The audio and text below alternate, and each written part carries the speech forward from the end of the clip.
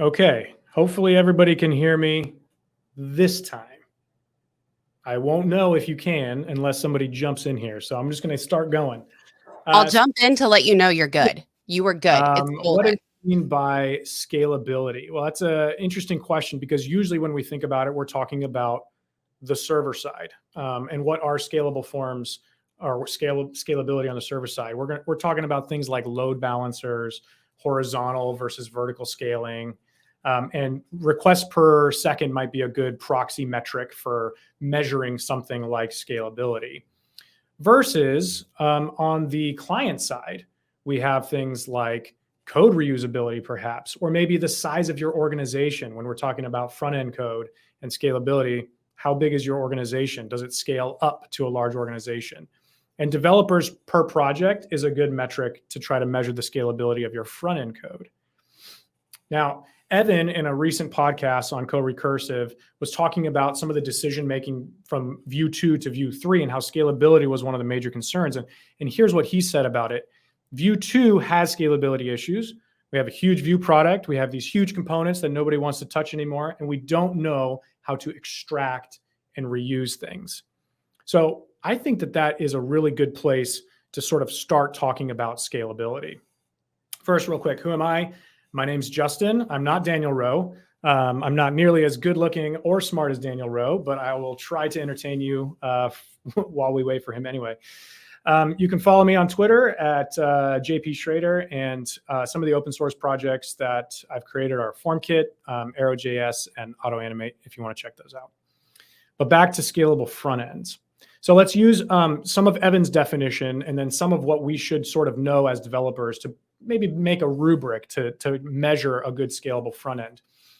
We've got code reuse as one of the most important metrics of a scalable front end. Does the front end encourage best practices, things like accessibility or knowing how to interact with an input that you haven't used before, perhaps? How about approachability for all skill levels? Is that something that's enabled by your front end? And finally, is it conducive to a team of developers? You know, this is one of the reasons I think Tailwind has gotten so popular, is that pretty much anybody on the team can jump in and they don't have to go like look up a bunch of class lists to try to figure out which ones to use on which DOM elements. It's all the same. And so it makes it very easy for a large team of developers to work on it. And roughly we can take front ends and we can divide them into two categories. We've got on one side, we have what I would consider just websites, right? And they're very content heavy, a lot of static content, minimal interactivity, maybe some menus and things like that, but minimal interactivity. And the business logic on a website is quite limited. You're mostly displaying information.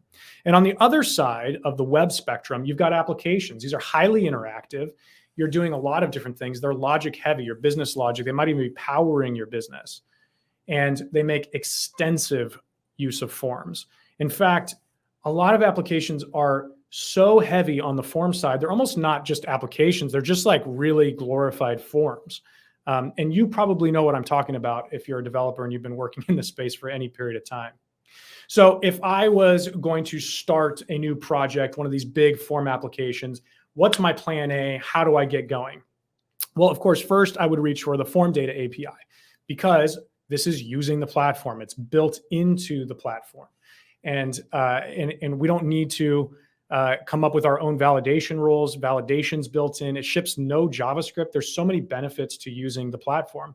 And better yet, it works with any server that you can think of. But as Mike Tyson knew, everybody has a plan until they get punched in the mouth. And your application and your form data is going to get punched in the mouth very, very quickly. Because the truth of the matter is that the platform can't even do basic things like structure data. Your form data is always flat. The native validation API is very, very limited. And even if you use the constraints API on top of it, now you've just added a bunch of JavaScript and you're providing a pretty poor user experience to your users. 0 kilobytes of JavaScript, but that's unrealistic. You know, these complicated applications need interactivity. You might need to repeat something on the page. You might need to search for something in an autocomplete. If you have any of that, you're going to be shipping JavaScript to the front end. And of course, this idea that form data works on every server is also pretty absurd. First of all, your API probably is already accepting JSON, right? But also there's no standard for body parsing. So PHP does it one way, Python does it another way, different node servers do it different ways. There is no standard. So it's not like you can just, use square brackets at the end of your names to create an array. Sure, that works in some contexts, but not others. Okay, so plan B, don't use the form data API. Instead, let's use components. Let's use form components. So what would go into a form component? Why would we want to use it? Well, for one, you can have accessible markup built into the component, right? This isn't rocket science. It's one of the reasons that we all love and use Vue. You can have delightful validation, good validation, show your validation messages, right in line instead of some weird browser UI. You can have non-native inputs. This is a really big deal, right? You get pretty limited with the native inputs. If you want a half decent date picker or autocomplete, you can't do that with a native input. You can customize these things like crazy. And of course, you can support V-model structured data. So that way your data doesn't just have to be a flat list of fields. You could have a group of fields or an array of fields. So let's do that, right? Let's create a text input, text input.vue. Here we go. You can see I've got a defined model in here. And in my input, I'm V-modeling that. And then I'm even doing great things for accessibility here. I've got for ID, and then I've got an ID inside of here that it's referencing. We've even got help text with an aria described by. So we're doing a good job of adding some accessibility things in here. Like, who of you has not created this input before? I think we all have at some point created these wrapper components around our inputs. And then, of course, if we want to use that in our app, it's great. We just import our text input and we start using it.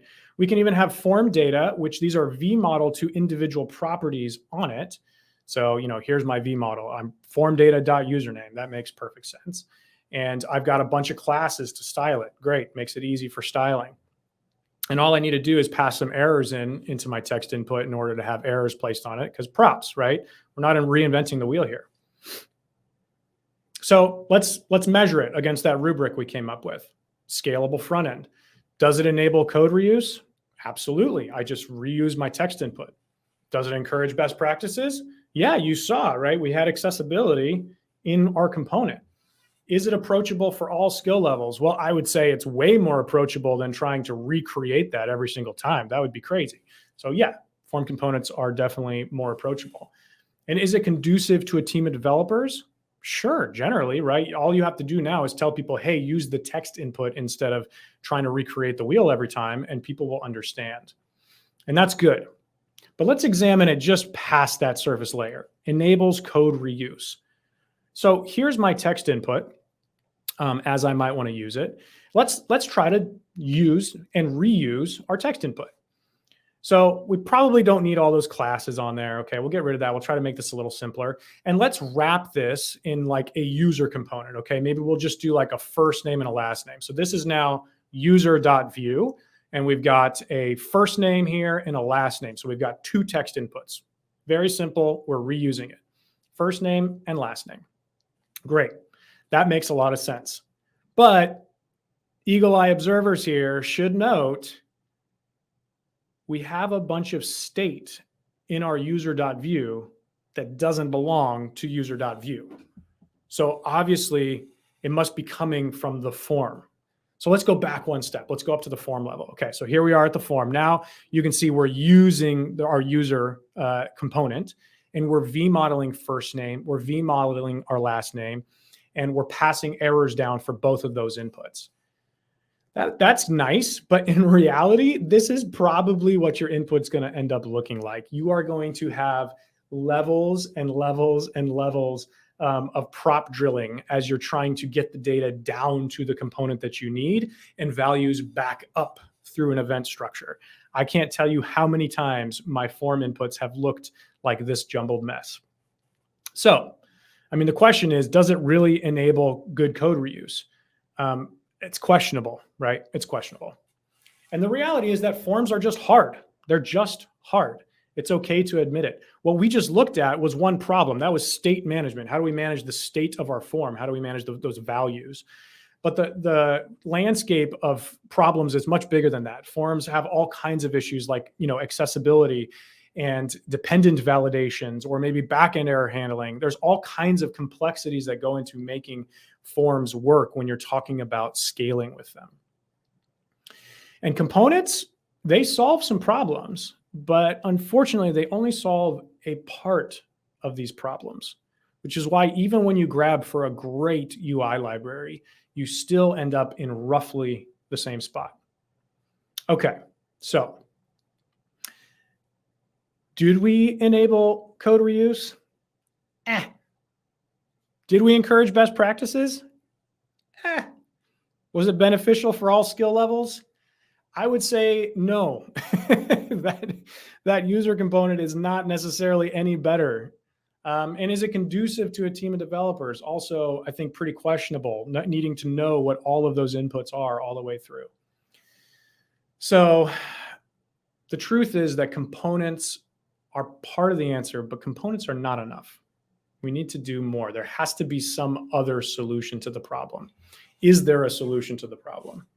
So I am going to put forward today that yes, there is, and the solution is a dedicated form tree. That's the solution to the complexity of forms, fundamentally, a dedicated form tree. What do I mean by that? Well, look at these little divs and text inputs here on the left. So all of these are just nodes in a tree. HTML itself is just a DOM tree where you have parent elements and then children elements. And we could even diagram this out. It would look something like this. We've got a form at the top, then we've got some the user input, and then our text inputs, and then a bunch of DOM elements underneath. But you know what's interesting? If we were to ask the form for the form data in that form, it would return this, just the data that was part of the form. It would automatically look down through that tree, find the elements that are part of the form, and it would suck them out and use them. So there is a tree inside of it, inside of all of that other DOM. And the truth is that native HTML got it right. The problem is that it got it right in 1995. Back in 1995, we thought that executives dancing on stage to launch a product was a good idea. A lot of things have changed since 1995, unfortunately, but this piece of the spec hasn't. So it's not quite enough. Let's take our form tree here and just think about some of the things that we can't do. The keys in a form tree are not unique. If I have two names, they both get sent to the backend. It doesn't track any state. It doesn't transport any backend errors. I can't repopulate my form. There's a lot of things that I can't do. Okay, so what I'm going to tell you about now is a little bit about FormKit, because FormKit uses a form tree under the hood to solve this entire class of problems. So remember all the problems that we had with forms. And yes, components are part of the solution, and FormKit ships these Vue components. In fact, FormKit ships every Vue component, every input out of the box. Buttons, checkboxes, all time inputs, URLs, whatever. They're all parts. Any native input is part of the components that FormKit ships. That's so we can get good accessibility and things like that. And then we have a little paid add-on that we're an open source project. We're trying to figure out a way to keep it sustainable. Like drop downs and mask inputs and all these other more complicated ones. We have that as like a little paid add-on. And that's part of the solution.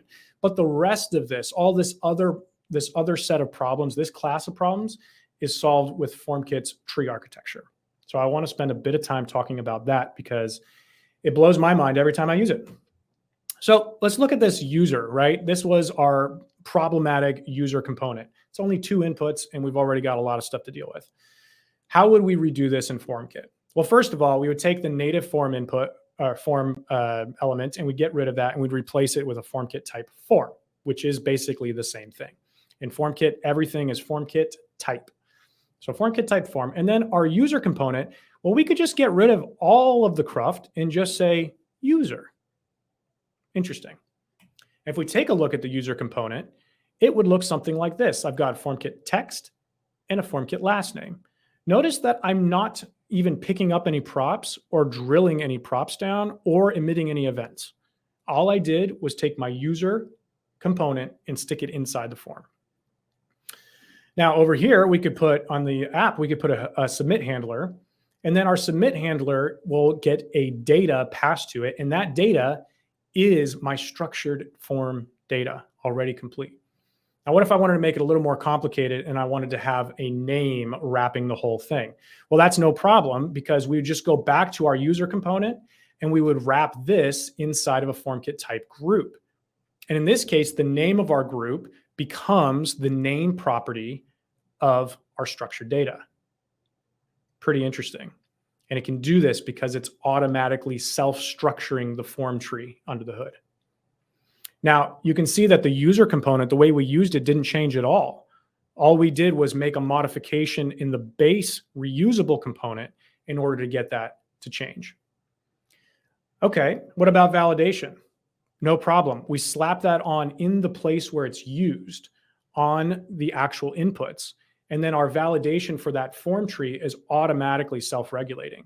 So if you tried to submit this form and those validations in our user component were not complete, the form would not submit.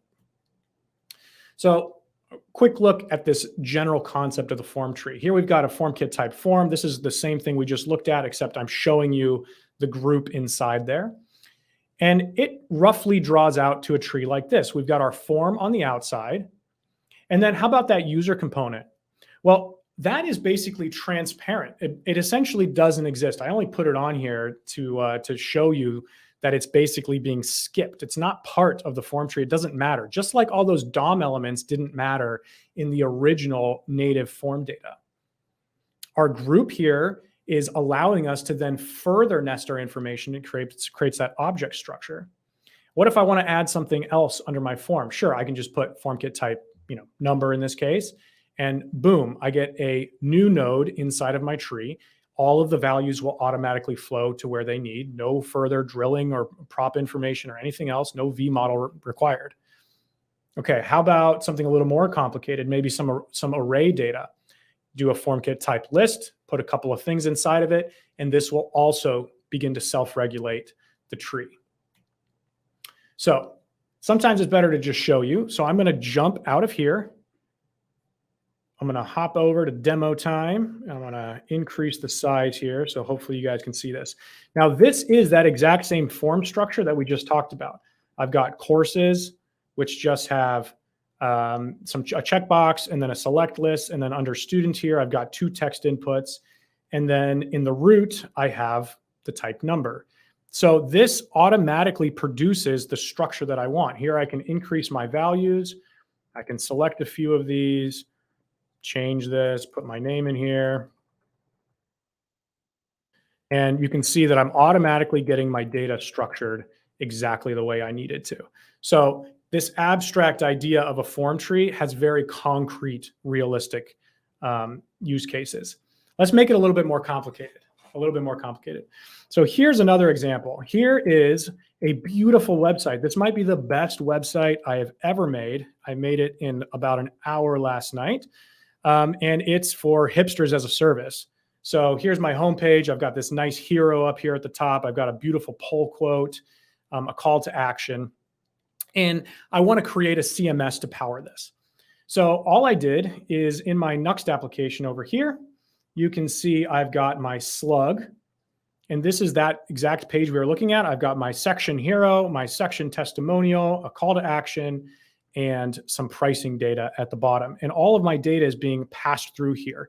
To get my data, I am using Nuxt and using use fetch, and I'm just fetching it from my a key value store that I threw up on Cloudflare. Then there's no authentication or anything like that. We're just doing a demo here. So I'm just fetching that information and then passing it down. Great, right? That should work well. So I want to create an edit page for this. Well, here's an edit page for this. I am fetching that exact same data, and then I'm passing that data into the top of that form tree at type form. There is no further binding required here. I did not pass it down to all of the inputs inside of here. I did not pass it down to any of the repeated data, nothing like that. Okay, I'm just grabbing the information and throwing it in there. So let's take a look. Here is, I need to actually run the server. Get that guy booted up. Okay.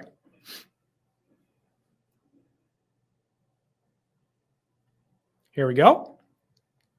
So here you can see we got our page title, we got a page slug. If I change this, it automatically modifies my slug just using the magic of a simple little plugin.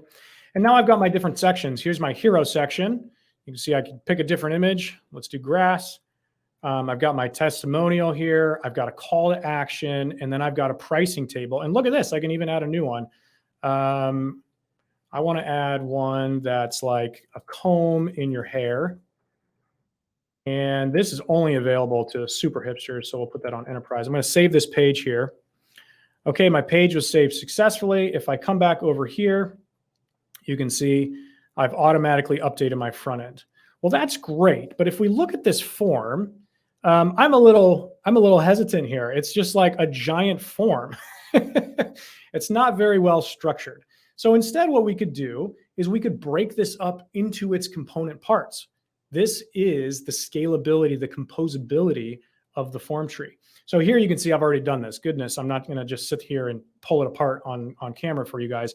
You can see I've got my 4 components here. I've got my call to action, and it's just my inputs here. I've got my hero, which is just those inputs. I've got my pricing information, which is just a repeater here. And I've got my testimonial. So let me pull up my snippets here, and this is the exact same information, and I will just replace this entire contents of the form with those components. And we'll refresh this page to prove a point that it's working. Okay, that's pretty neat. Now, you can see that the entire thing repopulated, including repopulating our repeater. It actually adds the number of items that you have. It's able to do all of that automatically, and there's no prop drilling or anything like that necessary in order to make that happen. Now, the problem is that this is still a terrible CMS because it's just a bunch of flat individual inputs. I want to make it a little bit better than that. So what I could do is just wrap my current ones here in something like a FormKit type repeater. And then these would become repeatable items. Now, I want it so that way you can choose which of these sections each of them is. And I've already done that. I'm going to just copy and paste it so we save some time here. So let's take a look here at this repeater. In this case, I have a repeater named section. So I'm going to get an array of sections. And each of the sections initially starts with a radio input. And that radio input lets me pick from a component map. If you want to look at the component map, it's just our components here. You can see our hero, testimonial, call to action, and pricing mapped to a string of the same thing. So it's easy for us to call up. And that's it. And then here we say component is which of the component values. So as soon as you make a selection, we render that component in the repeater. And because it's a self-organizing tree, that's all we need to do. It's okay having disparate information in each one of these. And sure enough, here is our form, but now in repeater format. So if I want to do something like, add another testimonial, I can. This is the best hipster product I have ever seen. Super hip. I can save this page. Now, my front end is not immediately going to use that data. I need to do something. I need to iterate over those values. And this is also pretty easy to do here. So here are my sections that are hard-coded in their positions. And I'm just going to replace that with this one line.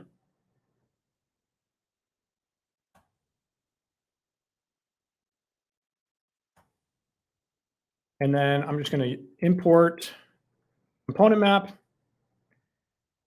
And now my home page will render out all of those. And you can see here, I've actually got the quote that I originally had. And so now I have a fully working CMS where I can add new sections. I can resort these sections and move them around. I just moved that up on the page. And if I come back over here and refresh, you'll see I moved this up on the page. It's all working. And the actual wiring to do something complex like that was very simple. I would love to spend more time talking about it, but I'm over time already. So we enable code reuse. Yeah, we did that via the distinct tree. Yes, we encourage best practices because we used the components. Yes, it's a simple component API. It's approachable for everybody. It's just simple components. And is it conducive to a team of developers? Absolutely. In fact, in FormKit's case, we use one component name. So you always know when you see the FormKit component that that is part of the form tree. That's why it's done that way. An honorable mention, I don't have time to go into it, is the fact that we could have done everything we just did in JSON. You can represent DOM elements, components, shorthand, Boolean logic, arithmetic, function calls, conditional rendering, everything in a schema format that can serialize and be stored in your database. I'd love to tell you guys more, but I need to be done now. You can follow me at JP Schroeder. And if you're feeling up and ready for a challenge, Vue School actually did a great course on FormKit that I would love for people to check out. So that's me. Thank you. And we do have questions for you. So don't worry. You can't go away just yet. See if you can hear me. I got you now. Okay, good. Yay. We do have questions for you. So we're not going to get rid of Q&A. Okay. And thank you for that. I love the, honorable mentions and lots of hipsters. Lots of hipsters. Definitely got my attention. All right. You gotta keep people engaged, right? Can FormKit handle more advanced form scenarios like multi-step forms or dynamic form fields? Good question. Yes. The answer is yes. I could go on and on and on about it, but yes. In fact, we even have a multi-step input that you can use. Sweet. What process would you recommend for migrating existing forms to schema? That's a good question. I would first question whether or not you need to do that. There are a lot of people that want to write their forms in JSON who shouldn't be writing their forms in JSON. So that would be my first question mark. If you want to do it, just a suggestion, throw it into ChatGPT. ChatGPT 4 actually knows a lot about FormKit and it can do most of the schema conversion for you. That makes it pretty easy. So that would be an easy way to just get started with it. I like that. And almost a follow-up question to it was, I believe that the form schema should match the JSON format returned from the API as well. What if both request and responses API JSON are different from the same source? What if both request and response APIs JSON are different for the same resource? I see what you're saying. Okay, I'm not 100% sure, but I think I understand. Basically, if the data being fed in doesn't match what's there. In general, we preserve the value. So FormKit tries to preserve whatever data is provided to it. So in the case of that little CMS I did, when you pick which component should get rendered there, that sets a value, and then that radio never reappears, but that data continues to persist in the structure. This is actually really, really nice for when you're migrating from one system to another. And the reason why is because you can have both sets of data available at the same time, even though the form is only reading and writing to a subset of that. I hope that answered the question. I'm not totally sure. Great, thank you. All right. I do sometimes have issues with typing and the type never, which has been a bit of a pain for me. Do you have any specific docs for TypeScripts or tips for typing? Yeah. Obviously it depends on the specific use case. TypeScript is tricky, and native HTML inputs in Vue especially are very loosey-goosey with their typings, and FormKit is much stricter about it. So half the time, FormKit is actually telling you about something that might be wrong. So for example, you are allowed in Vue to set the value of an input to null. In FormKit, we say, hey, null is not an allowed value unless you've explicitly made it an allowed value. So sometimes that's the issue that people are running into when they have this here.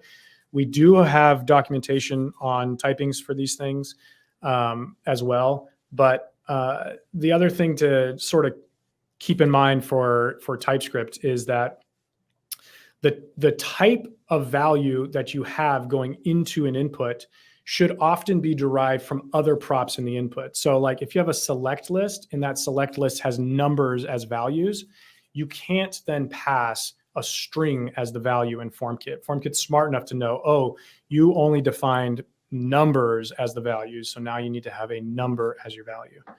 So maybe that answers their question, not sure.